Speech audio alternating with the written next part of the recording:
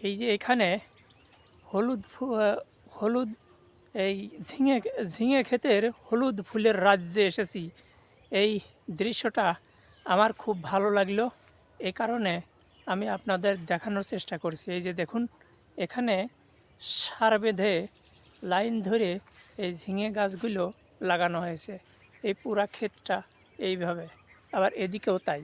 এই যে দেখুন, সূর্য এ, এ, সূর্যের আলোতে এ, ভিডিওটা তুলতে পারলে ভালো হতো। সূর্য এখন ডুবতে যাচ্ছে।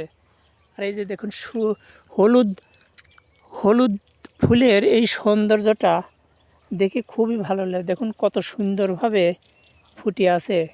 আসলে এই দৃশ্যটা দেখলে চোখের জন্য খুবই শান্তিদায়ক হয়ে ওঠে। আর এই যে গাছের, এই যে ঝিঙে গাছের কচি আগা, এগুলো দেখলে খুবই ভালো লাগে। এখানে জীবনের একটা স্পন্দন অনুভব করা যায়। আর এই যে দেখুন, ঝিঙের একেবারে জালি, খুবই ভালো লাগে। এই যে দৃশ্যটা দেখুন, পুরা ক্ষেতটা দেখলে অনেক ভালো লাগে। এই জন্য আমি আপনাদেরকে দেখানোর চেষ্টা করছি, হয়তো আপনাদের এটা ভালো লাগবে। গ্রাম বাংলার এই প্রকৃতি আমার ভীষণ ভালো লাগে।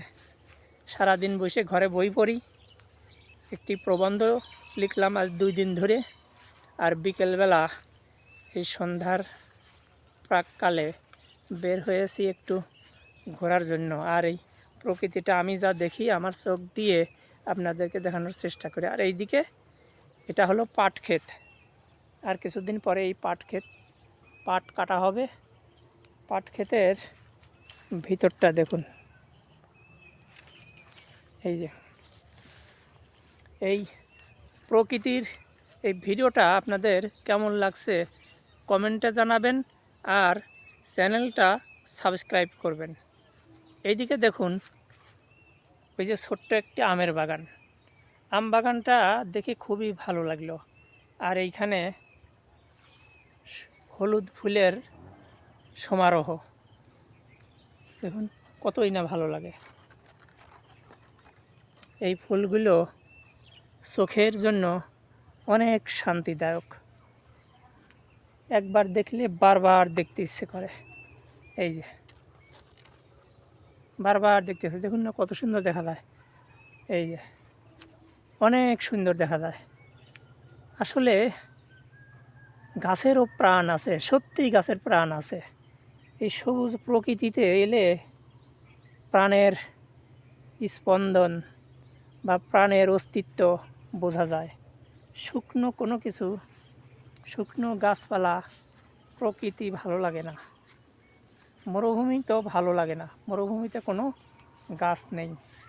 এই সবুজ প্রকৃতি, এখানে প্রাণের স্পর্শ আছে, প্রাণের উপস্থিতি আছে, যে কারণে ভালো লাগে। ক্ষেতটা আমি বারবার দেখাচ্ছি কারণ আমি যত দেখি ততই ভালো লাগছে। হয়তো আপনাদেরও ভালো লাগবে। আসলে সবুজের কাছাকাছি এলে মনটা শান্তিতে ভরে যায়। আর যে দেখুন, এটা আমি আবারও দেখাচ্ছি। এই যে এদিক থেকে দেখাই, তাহলে একটু আলো পড়বে।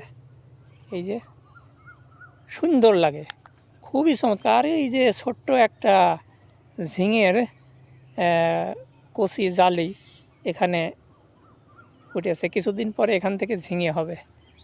এইগুলোই একসময় বাজারে বিক্রি হয়।